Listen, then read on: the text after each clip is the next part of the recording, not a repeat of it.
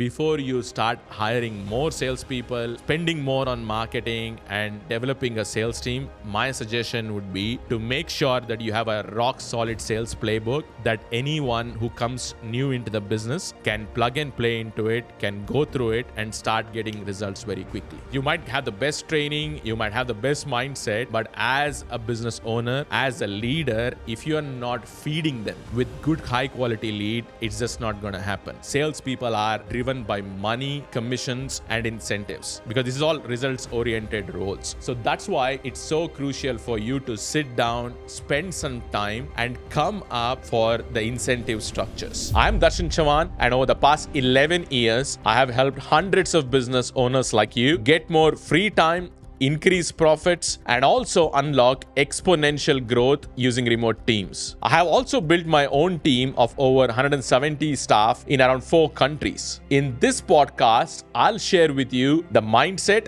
the strategies, and the leadership tools that will help you build a remote team that scales without any chaos. Ready to grow your business faster with less stress? Let's go. Remote sales teams. Just to give you a perspective, in the last 13 months, we've been able to generate over 8 million in remote sales. And currently, we lead a team of over 23 salespeople. And what I'll be sharing in this video is exactly how to get the best out of your remote sales team and how do you make sure you hit your revenue goals, your sales targets, and everything. Here's the number one thing as a business owner and leader that you need to be aware of. When you look at hiring salespeople and working with them, one of the biggest things that we need to be aware of are there will be a lot of headbutting and there will be a huge number of ego clashes as well. Just to illustrate, I'm a part of a mastermind, and one of the common topics over there was many business owners had challenges in hiring and retaining salespeople. And the biggest reason over there is what made you a really high-performing business owner is similar to the traits that a really high-performing salesperson also has. And what happens is if you are not aware and if you're not conscious of it, you will always keep having clashes with your salespeople. And trust me, salespeople are one of the hardest people to lead and manage. Okay, anyone can sometimes lead and manage maybe an admin, a customer support person, because they're not results-oriented roles, all right? Don't get me wrong, they're crucial roles in any business, but as you know, every role is different. And the biggest reason why most of the time business owners clash with salespeople is because they can't keep their ego at check. And I remember one of my mentor had mentioned to me long time back, which always stays with me. And what he mentioned was, do you want to be right or do you want to be rich? And I think so the answer is pretty evident. If you want to be rich, you just have to just keep your ego in your pocket and work together as a team. And for me personally, I would love if my salespeople are hungry and they do not take no for an answer. Imagine if you have a sheepish salesperson who's a pushover. Do you think they would be winning deals and they would be getting business? Absolutely not. So you need people who are hungry, who are animals, and who do not accept no for an answer, even if it means from you as well. To be honest with you, it's a matter of your own leadership skills. If you can grow your leadership skills, keep your ego in your pocket, you would be so much more off in growing and building an amazing sales team.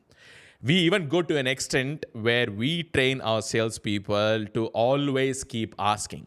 Keep asking for, even for us, for better commissions, better rates and everything, because this is a trait that you need to develop in salespeople. So as a business owner, always be aware.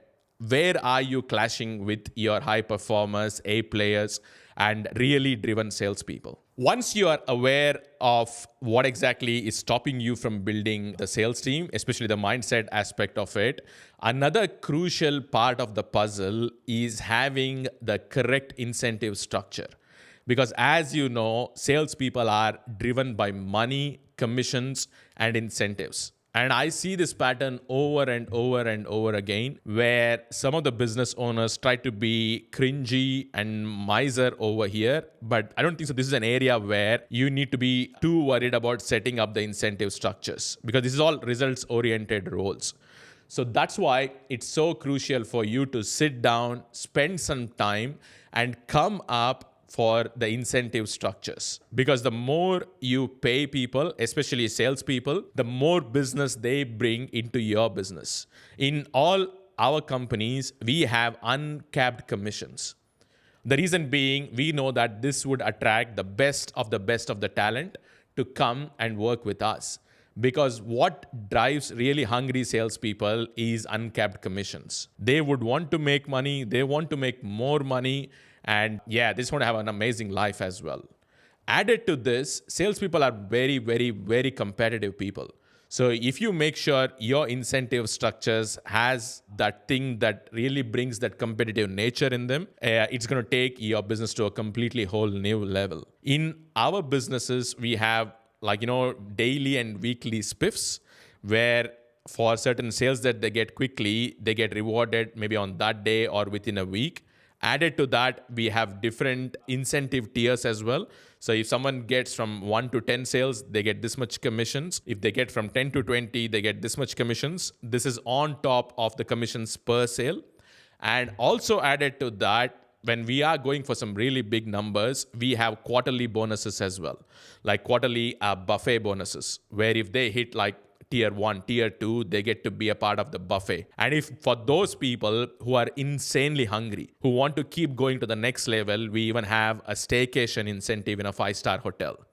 So this is for an entire quarter. If they hit a particular numbers, exceed their goals, they get to be a part of a staycation too. And more importantly, as one of our retention strategies, and also to tap into the hunger of salespeople, we offer an all expenses paid international trip. And this has been a really big aspect for us to grow our sales team. And people who are hungry, who are driven, really go for these incentives. So all I'm suggesting is go back to your incentive scheme.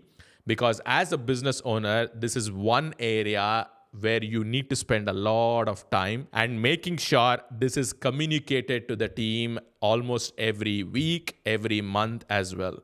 And having clear-cut dashboards with color coding where they know that as well, who is on the top, who is qualifying for different incentives. This makes things so much more easier for you to hit your revenue targets. Here's a very important point that I've observed when running a remote sales team is your ability as a business owner to make unpopular decisions. Especially when you know that your team has a potential and they can rise up, but the only reason why you're hesitating in making the unpopular decision is because people might not like it. Let me give you an example. In one of our businesses, people can make payments on an installment plan, or they can pay it outright and make the full payment. And most of the people sometimes used to get a full payment and sometimes used to go for payment plan from their customers. But one thing we could see that was we started bringing in a minimum requirement for salespeople to qualify for different bonuses. If they want to qualify for tier 3 bonuses, they must get at least 2 people to make the full payment. At that time, it was one of the most unpopular decisions we would have done. Okay, but our conviction was so high.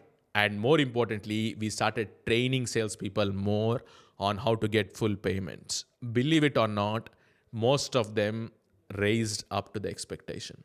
Okay, and it just shocks me as well when I look at it that people have so much more potential than what is available. So this clearly proves that don't hesitate in making those unpopular decisions, especially bringing in some kind of requirement in sales incentive, sales commission, because people will always step up, especially if you provide them amazing training, give them the belief it can be done, it will lead to really stunning results. The third most important thing to building a remote sales team is really hiring for their hunger, their drive, and also hiring for the particular personality that aligns with your product or service. Let me give you an example. Like this is something like 4 or 5 years ago, when we looked at all our top performing people, we could see that they came under a particular profiling criteria. And what we do is we usually follow Tony Robbins' disc profiling, like DISC. And we could clearly see that most of our top performing salespeople who get the most number of sales, who stay with us for a longer duration of time, who are really high performers, usually came into the profiling of high D and high C. By this, what I mean to say that is they are really results driven, but at the same time, they're very analytical and also detail oriented. So it might be different for your business or your service, but it's important to go back, reflect on it, and really see what is the personality profiling of your top salespeople, or if in case you're the salesperson in your company, try to understand which personality profiling would match this particular role. And the second most important thing while hire salespeople, I have done more than 200, 300 interviews of hiring remote sales staff, is there are certain things that we look for. The first and foremost one is that they need to have really, really high hunger. And also they need to have some kind of an obligation. Do they have a big enough mortgage to pay? Do they need to pay the fees of their school kids? And when I get to know that there is something big that they need to aim for, they really start performing. And another very important thing as well that I can see while hiring salespeople is that they have a chip on their shoulder. They have something to prove other people wrong. The more I spend time on this during the interviews, I get to know that these people can become an amazing salesperson. I've had people who have graduated with their highest honors, amazing grades in school, but pretty crappy in sales. So most of the people who I have hired are someone who they have something to prove. Okay. And also have seen certain aspects of salespeople who are dysfunctional. Okay. Because their mindset is completely different. You just can't see that. And once we try to find those are very, very small percentage. I would say that keep them and retain them and grow them. Just quickly, guys, if you have found us struggling to scale your business without burning out or hiring the wrong people, we can help. Book in a call with me using the link in the show notes, and let's help you build a lean and a high-performing remote team that frees up your time and also increases your profits. Now, back to the episode. Here's the fourth thing that's really critical to build an amazing sales team, and that is making sure you have a very great training rhythm and routine set up in your weekly calendar as well. Because if salespeople are not able to improve their skills, they will never outperform their results. And here are a few things that we focus on in training our salespeople. The first and the biggest one is mindset training. And as you know, in sales, 90% is mindset. If your mindset is messed up, no matter you have the world's best closing script, you have the world's best closing technique, it's just not going to work at all. So this is the reason why, personally, for me as well, I make sure at least once a month or once every 2 months, I personally run these mindset training sessions. It can be about building belief, all right? It can be about building confidence and many other things that we discuss with the entire sales team and make sure their mindset is absolutely top notch. And another thing that we also train them is to how to handle objections during role plays, during call calibrations, many other things. And most important thing is we choose one call every week and the entire team listens to it and they give their feedback. The most important thing is the feedback is being accepted by everyone as a positive feedback. And this builds on the skills of every single person over there. And the third and a very critical thing that we do is we make sure we get at least 3 to 4 clients to jump on a Zoom call with the entire team and share with them what were the transformations, the results, and the experience they had while working with us. This is a really, really crucial habit that we do with our team, because when salespeople believe in your product, when they believe in your service, it does rub off on your clients and prospect. And they know that they're doing something for a bigger thing rather than just commissions and sales. They know that they're having an impact. This is where they go an extra mile in having a chat, overcoming the objections, and having a pure intention of helping the client have the transformation. I just can't tell you, this is one of the best meetings that we have to build the mindset and belief in salespeople. And I'll tell you a quick example as well, how important mindset is. When I got to meet one of my top performing salespeople, I could clearly see that on her phone, she had a particular picture. And that picture read, "You are number one." This clearly communicates that there is a reason why she is number one, because she believes that there's no one else in the company who can be number one. And if you are number one, you always end up making more money as well. So yeah, this is the reason why mindset is everything in sales. Another cool mindset thing that we share with our salespeople is a concept called as an inverse paranoid technique. So if you look at it, a paranoid is someone who's always thinking that someone is conspiring against them, all right? That the world is acting against them and something wrong might happen, something bad might happen. Whereas an inverse paranoid is someone who always thinks that the world is conspiring for them, all right? And everything that is happening has a bigger purpose, and amazing and good things are going to happen to you. So what we train our salespeople on is to become an inverse paranoid. So even before you jump on the call, start visualizing. All right, start manifesting, start thinking that this person is so happy with the offer. All right, and they're so happy to go ahead and make the payment. Not only make the payment, buy multiple things from you, and added to that, they will be referring many people as well to you. And all this happens at the back end of your mind, even before you start making the dials. And make sure you get those emotions, you get those feelings of being an inverse paranoid. And how happy would you be when you look at the screenshot from Stripe that someone has made the payment? How amazing you would feel when you have hit your highest tier bonus. How amazing you would feel when you look at the money you have made in an invoice. So this is a very crucial technique that we train our salespeople on, because as I told you and as I discussed with you, having that belief, having that faith is such a crucial part in getting results from sales and sales teams. The fifth thing that we use to really manage and grow a remote team is gamifying the performance by using different leaderboard and dashboards. As they say, you can only manage what you can measure. Because if you can't measure certain stuff, forget it, it's not going to happen at all. And especially in reading a remote sales team, your way that you can keep accountability and also how visible it is to other people in the team. And this is the reason, one thing that I am pretty serious about in keeping all our leadership team accountable is to make sure that they share our sales leaderboard at least twice or thrice in our Slack group. Because every time the salesperson sees that they are at the bottom of the leaderboard, there's no other bigger motivation you need. I don't need to message anyone and ask them how many sales you have got. And every time they see they're finishing at the bottom of the leaderboard, there is a kick that comes in and they say that, you know what, I just need to call. I need to dial more. I need to improve my skills.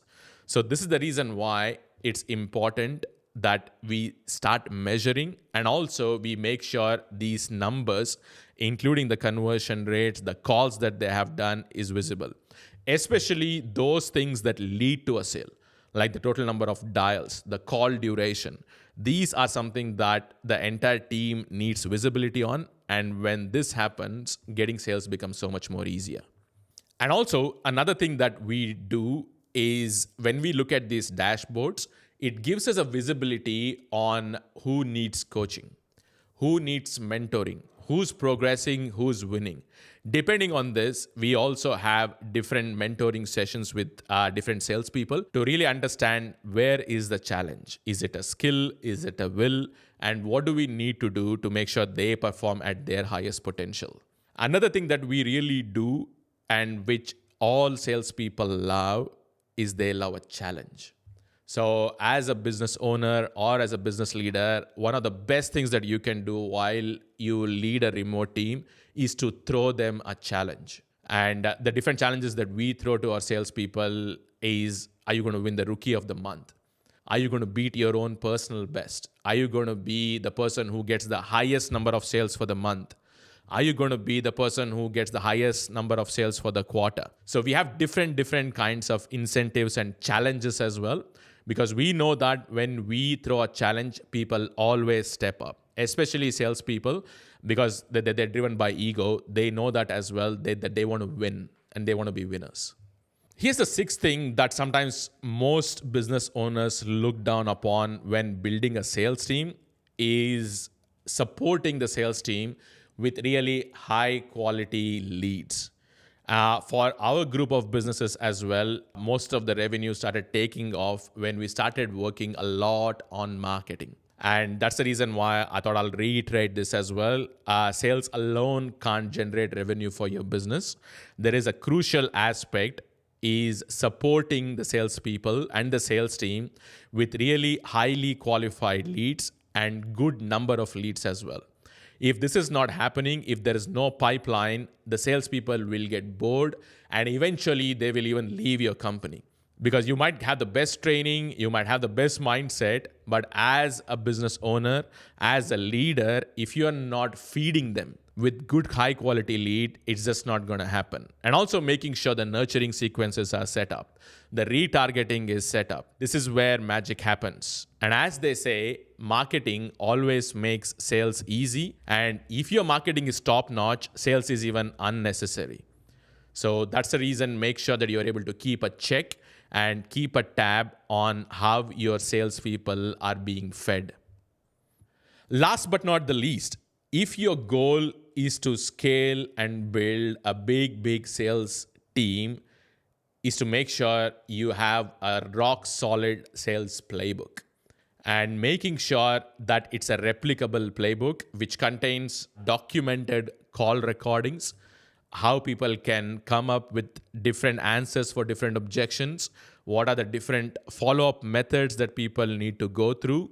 And only when you have a really rock-solid sales playbook and sales process and sales system set up, would you be able to scale it. And another crucial aspect of the sales playbook is your onboarding and nurturing part as well.